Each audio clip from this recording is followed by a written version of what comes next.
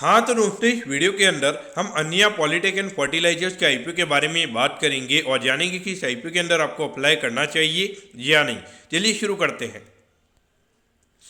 तो देखिए, सबसे पहले हम ये जानेंगे कि ये कंपनी क्या काम करती है। तो ये जो कंपनी है 2011 में ये कंपनी स्टार्ट हुई है, यानी कि ऑलमोस्ट अगर हम बात करेंगे तो 12 से 13 साल ये कंपनी को स्टार्ट हुए हो चुके हैं।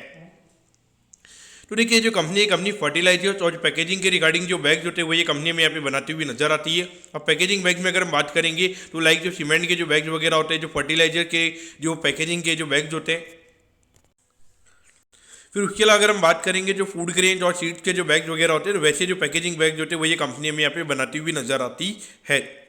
अगर हम यहाँ पे करंटली कंपनी के टोटल कैपेसिटी की अगर हम बात करेंगे तो एक साल में लगभग 7.5 करोड़ बैग ये कंपनी में यहाँ पे बनाती हुई नजर आ सकती है, यानी कि टोटल एनुअल कैपेसिटी हमें यहाँ पे कंपनी की ये नजर आती है। और जो कंपनी के अकॉर्डिंग कंपनी का ये मानना है कि अभी ये फुल कैपेसिटी यानी कि 100% यहाँ पे पूरा ये मैन्युफैक्चर हमें यहाँ पे कंपनी का होता हुआ नजर आ रहा है और लगभग 100 करोड़ से ऊपर का रेवेन्यू अभी करंटली हमें ये कंपनी करती हुई नजर आ रही है। और इसके रिगार्डिंग थोड़ा यहाँ पे एक्सपांशन कंपनी को करना है और उसी के रिगार्डिंग यहाँ पे कंपनी का आईपीओ में आता हुआ नजर आ रहा है। अब अगर हम यहाँ पे कंपनी के टोटल नंबर ऑफ एम्प्लॉइज की अगर हम बात करेंगे तो अराउंड 126 एम्प्लॉइज हमें यहाँ पे कंपनी के अंदर में काम करते हुए नजर आते हैं। और ये डेटा की अगर हम बात करेंगे तो अराउंड 31 जनवरी के लगभग का डेटा हमारे पास में ये अवेलेबल है, यानी कि ऑलमोस्ट एक साल यहाँ पे ये बात को हो चुका है। तो एक साल में यहाँ पर अगर हम बात करेंगे तो कहीं ना कहीं जो एम्प्लॉय का नंबर है वो मेरे हिसाब से अराउंड यहाँ पे 130 प्लस यहाँ पे कंपनी का हो चुका होगा। अब अगर हम यहाँ पे कंपनी के ऑब्जेक्टिव की अगर हम बात करेंगे, यानी कि जो आईपीओ से कंपनी को पैसा मिलने वाला है उसे कंपनी कैसे यूटिलाइज करने वाली है, तो देखिए जिस कंपनी के लिए यहाँ पे ये कंपनी का आईपीओ आ रहा है तो वहाँ पे कंपनी को थोड़ा कैपेक्स करना और थोड़ा वर्किंग कैपिटल के रिगार्डिंग हमें यहाँ पे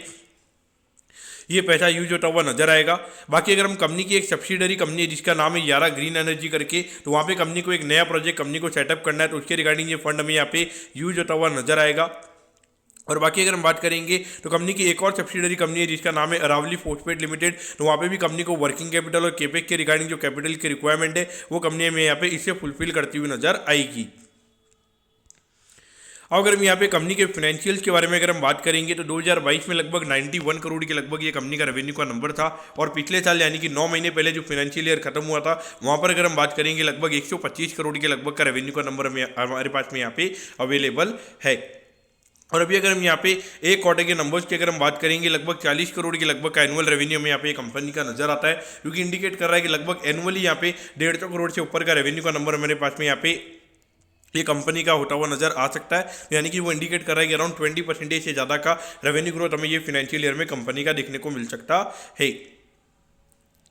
अगर हम प्रॉफिटेबिलिटी की बात करेंगे तो 2022 में लगभग 70 लाख के लगभग ये कंपनी का प्रॉफिट का नंबर था, जबकि जो पिछला रिसेंटली फाइनेंशियल ईयर खत्म हुआ है वहाँ पर अगर हम बात करेंगे तो 9 करोड़ 97 लाख के लगभग का नंबर हमारे पास में यहाँ पे अवेलेबल है। तो ऑल वो देखा जाए तो कहने की प्रॉफिटेबिलिटी में भी ग्रोथ काफ़ी फिनोमिनल है। और अभी अगर हम यहाँ पे एक क्वार्टर की प्रॉफिटेबिलिटी की बात करेंगे तो अराउंड 4.5 करोड़ के लगभग का प्रॉफिट हमारे पास में यहाँ पे अवेलेबल है, क्योंकि मार्केट को ये लगेगा कि लगभग एनुअल प्रॉफिट यहाँ पे कंपनी का 18 करोड़ के लगभग हो सकता है।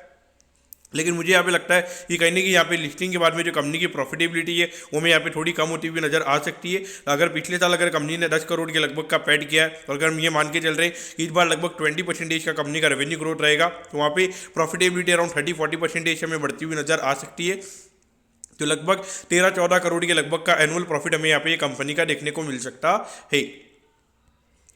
अब अगर हम यहाँ पे आईपीओ की डिटेल्स के बारे में अगर हम बात करेंगे तो देखिए 26 तारीख को ये आईपीओ में स्टार्ट होता हुआ नजर आएगा और 30 तारीख को ये आईपीओ में क्लोज होता हुआ नजर आएगा। अगर हम प्राइस बैंड के बारे में अगर हम बात करेंगे तो 14 रुपीज़ पर शेयर पे कंपनी में शेयर देती हुई नजर आ रही है और एक लॉट में यहाँ पे 10,000 शेयर यहाँ पे नजर आते हैं, यानी कि एक लॉट को अप्लाई करने के लिए 1,40,000 रुपये यहाँ पर आपको लगने वाली है। अगर हम इशू साइज की अगर हम बात करेंगे तो अराउंड 44 करोड़ 80 लाख के लगभग का आईपीओ का इशू साइज हमें यहाँ पर नजर आता है। ये पूरा पैसा कंपनी के पास में जाता हुआ नजर आएगा। और इसमें अगर हम रिटेल कोटा की अगर हम बात करेंगे तो अराउंड 35% के लगभग कंपनी का रिटेल कोटा हमारे पास में यहाँ पे अवेलेबल है, यानी कि लगभग 15-16 करोड़ के लगभग का रिटेल कोटा हमारे पास में यहाँ पे अवेलेबल है। अगर हम लिस्टिंग की अगर हम बात करेंगे तो एनएससी के सेम प्लेटफॉर्म पे ये कंपनी हमें लिस्ट होती हुई नजर आएगी। अब एट दी एंड अगर हम यहाँ पे कंपनी के टाइम टेबल के बारे में अगर हम बात करेंगे तो देखिए 31 को आपको पता चल जाएगा कि आपको अलॉटमेंट मिला है, यानी कि अलॉटमेंट नहीं मिलता तो 1 तारीख को रिफंड मिल जाएगा, 1 तारीख को आपके डिमेट अकाउंट में शेयर आ जाएंगे अगर आपको अलॉटमेंट मिलता है, और 2 तारीख को ये कंपनी में लिस्ट होती हुई नजर आएगी। अब अगर हम यहाँ पे कंपनी के वैल्यूएशन के पैरामीटर्स की अगर हम बात करेंगे तो देखिए ऑलमोस्ट यहाँ पे 168 करोड़ के मार्केट कैप पे कंपनी का आईपीओ में आता हुआ नजर आ रहा है। तो पिछले साल की जो कंपनी की अर्निंग है उसके हिसाब से अगर हम बात करेंगे तो लगभग 16-17 के पी रेशियो पे कंपनी का आईपीओ में आता हुआ नजर आ रहा है। और अगर लगभग अगर हम 25-30% की अगर हम यहाँ पे कंपनी का अगर हम ग्रोथ अगर हम ये साल में मान के चलते हैं तो उसके हिसाब से फॉरवर्ड भी लगभग 14-15 टाइम ये कंपनी का निकल कर आएगा। क्योंकि कहीं ना कहीं अगर हम देखेंगे जिस तरीके से कंपनी ग्रो कर रही है तो वहाँ पर डेफिनेटली वैल्यूएशन वाइज कोई दिक्कत हमारे पास में यहाँ पे अवेलेबल नहीं है। और अभी अगर हम बात करेंगे तो बी लाइन कैपिटल एडवाइजर्स का ये हमारे लीड मैनेजर हमें यहाँ पे आईपीओ का नजर आता है। तो वहाँ पे डेफिनेटली ये आईपीओ की डिमांड हमें देखने को मिलने वाली है। और जिस तरीके का खास करके यूफोरिया में आईपीओ मार्केट में चलता हुआ नजर आ रहा है और ऐसा यूफोरिया अगर चलता रहता है तो वहाँ पे कहने की पॉसिबिलिटी रहेगी कि ये कंपनी हमें 90% के प्रीमियम पे ये कंपनी में लिस्ट होती हुई नजर आ सकती है। तो डेफिनेटली अगर आपको लिस्टिंग गेन के लिए अगर ये आईपीओ के अंदर अप्लाई करना है तो मेरे हिसाब से डेफिनेटली यहाँ पर अप्लाई किया जा सकता है।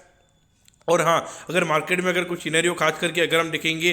जैसे यूएस मार्केट कल एकदम से 2-3% हमें गिरते हुए नजर आए थे, अगर वैसा कुछ सिनेरियो होता है तो वहाँ पे डेफिनेटली थोड़ा ये 90% से कम प्रीमियम पे हमें लिस्ट होती हुई नजर आ सकती है। लेकिन मुझे लगता है कि एक बार के लिए कंपनी प्रीमियम पे लिस्ट होती हुई नजर आएगी। नेगेटिव लिस्टिंग के चांसेस की अगर हम बात करेंगे तो वो मुझे यहाँ पे काफ़ी कम नजर आते हैं। अगर मार्केट में कुछ सिनेरियो काफ़ी ज़्यादा चेंज हो जाता है तो भी मुझे लगता है कि कहीं ना कहीं यहाँ पे रेट टू रेट एक कंपनी की लिस्टिंग हमें होती हुई नजर आएगी। तो अगर आपको लिस्टिंग इनके लिए अप्लाई करना है तो मेरे हिसाब से डेफिनेटली यहाँ पर अप्लाई किया जा सकता है। तो मैं कहता हूँ कि अन्य पॉलिटेक के आईपीओ के बारे में आपको सब कुछ समझ में आ गया होगा। अगर आपकी कोई भी क्वेरीज है आप कमेंट कीजिए, मैं जरूर आपके कमेंट पर रिप्लाई करूँगा। ओके दोस्तों, thank you, have a nice day.